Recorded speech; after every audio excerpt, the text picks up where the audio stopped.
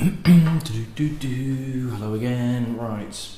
Now, we were doing Highlands and we kind of went down the coast. We went to Inverness and then we've just gone further down the other way, west, down to Ben Nevis. We actually need to do a U-turn and go back into Inverness because there were 3 distilleries in Inverness that are all closed. One of them we had, which was Glenvore from Jason B. Standing, which was amazing. Another one called Glen Albyn, which I haven't been able to get and I think is very, very difficult to get hold of. And the third is a distillery called Millburn. So this is where Inverness was, just as a reminder. And Millburn is the oldest distillery that also was the last surviving as well. So it opened before the other 2 and closed after them. So Millburn was officially founded in 1825 by 2 guys, a guy called Alexander MacDonald and James Rose. And the official founding is because it was 2 years after the Excise Act when they actually got their licence. But there is record of a distillery in some form or another actually being on that site, which is the Millburn Road just out the east. It's kind of the east edge of Inverness.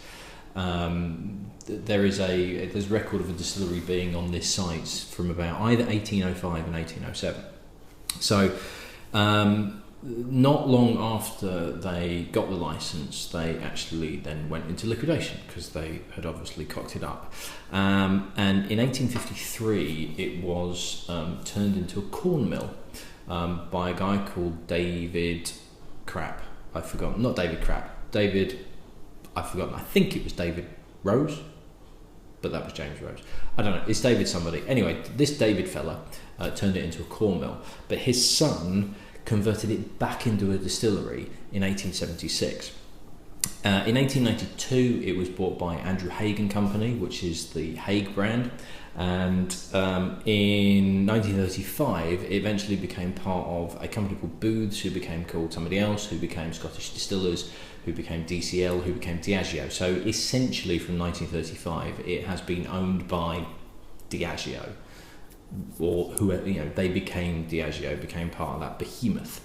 Now, there was a bit of a slump in the mid to late 1970s to the mid to late 1980s, and Millburn's location wasn't particularly brilliant for kind of transportation links, and it eventually became surplus to requirements for Diageo. So in 1985, the distillery closed down and was dismantled.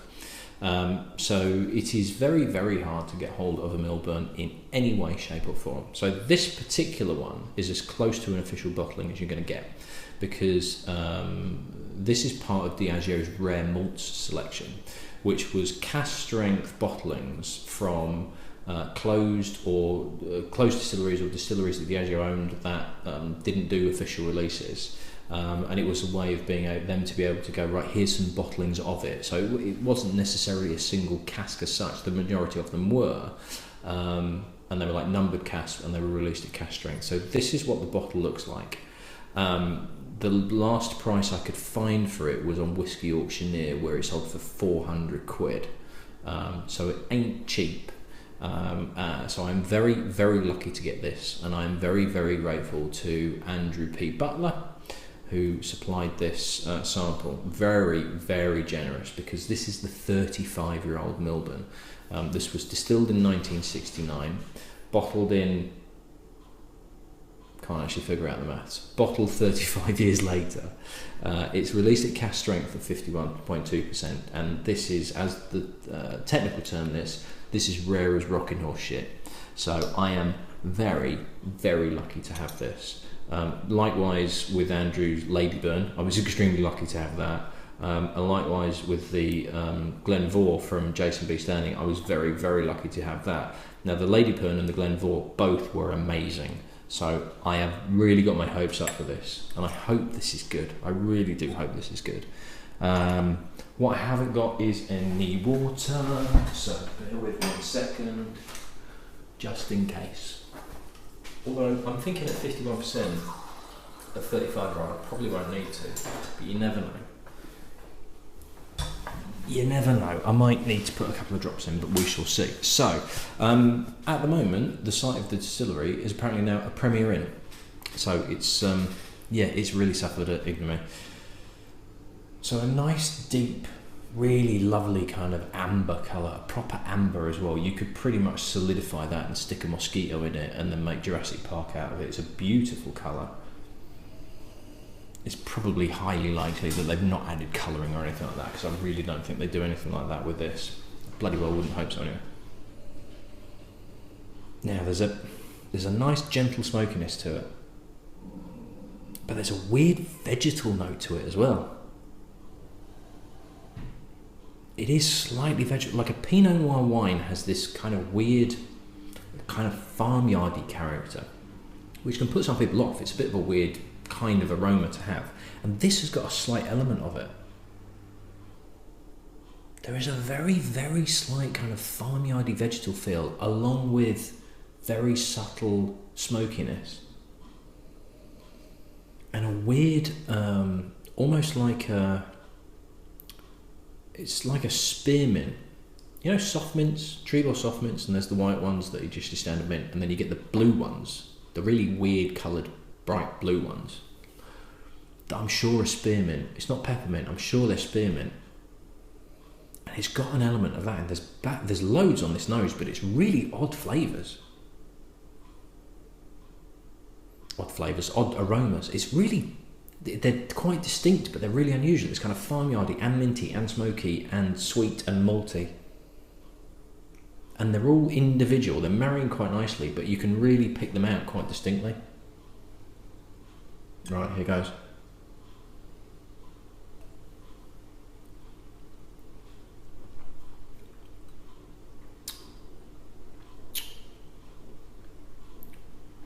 I mean, it's silky smooth. It's silky smooth on the palate. There is that spearmint character to it as well. The smokiness is there, slightly diluted to what was there on the nose. Fortunately, there's not a weird farmyardy vegetal taste to it. It's very, very smooth. It's incredibly subtle. Now, they do a 25-year-old rare malts as well, and I do wonder whether that would actually have slightly more to it, because what's there is fantastic, but it's so subtle. It's so subtle, it's almost gone. It's almost, you can age whiskey too much. You can have a whiskey that's, I did for example, I did a Bowmore tasting once, where I did 12, 15, did I do an 18? No, 12, 15, 17, 21, and a 25-year-old, one after the other.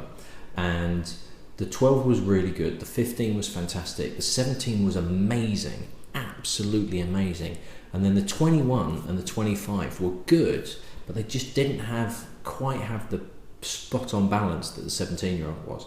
And it was one of the first times where I personally sort of figured out, right, actually, just because it's a lot older doesn't mean it's a lot better.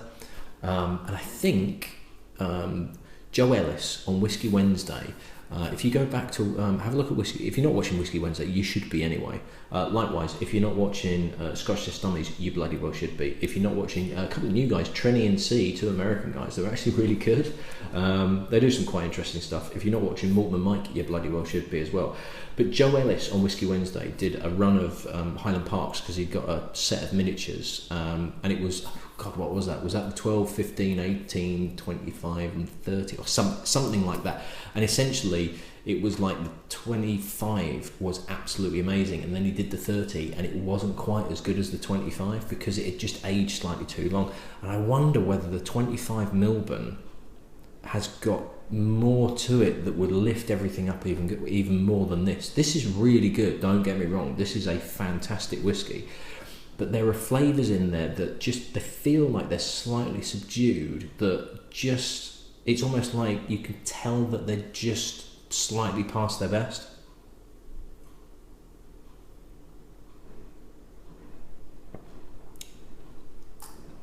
It's absolutely brilliant, and it doesn't need water. It really doesn't. I do honestly think if you added water to this, it would just knock out what there is there, because what is there is very gentle, very subtle. There is a bit of smoke. There is this weird, not weird. There is this really nice, soft, chewy peppermint, soft mints. It's that kind of. It's almost mouth-watering. There is a lovely sweetness to it. There is a really nice warm maltiness to it. It's 51%, but it doesn't burn at all. It just sits and warms gently. There's no heat to it at all. It's really gentle. But I just wonder if the 25-year-old would have what flavours are there just slightly lifted up and even more impressive. But it's wonderful stuff. I mean, this it's another one. It's like the Ladyburn, it's like the Glenvore, where you can tell that you're drinking something really, really special, and you need to take your time over it, and you need to just let it sit in your mouth and just take the time to enjoy it and appreciate all those flavours, because at £400 a bottle, you're not going to neck it anyway.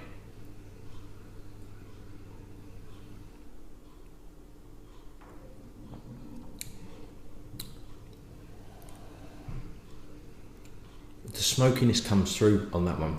I left that a little bit longer, and it comes through, and there is a slight kind of TCP iodine feel to it as well. There's a merest hint of like a really, really old Islay whiskey in there as well. And this finish is going to last with me for a good hour, I can tell. It's going to last me for ages. It's a cracking whiskey. It's a proper whiskey. It's a real, it's old, it's had care taken over it. It's to be savoured, absolutely to be savoured. And Andrew, thank you again for your generosity. It's mind-blowing that you've been sharing these whiskies with me, and it's really is honoured to be able to have tried some of these. If anybody out there has got the Millburn 25-year-old and has had it, and if you've been lucky enough to have both of them, then I envy you. But if anybody out there has had the Millburn 25 and could give me an idea as to whether the flavours that I've been trying to kind of pass on to you are actually more intense, there's more intensity, not really full on in your face, but actually they're lifted and they're more obvious. I'd be really interested to know, because what's there is phenomenal. I get the impression that it's just slightly aged, just over the hill. It's not bad, it's not all gone, it's just ever so slightly past its best. A bit like Goldie Hawn or something like that. Right, that was very, very impressive, Andrew. Thank you very much. I shall see you at the next one, which I don't think is going to be quite as impressive as that one. I don't know what I'm having yet, but it's probably not going to be as rare and expensive as that one. Right, I'll see you at the next one. Cheers.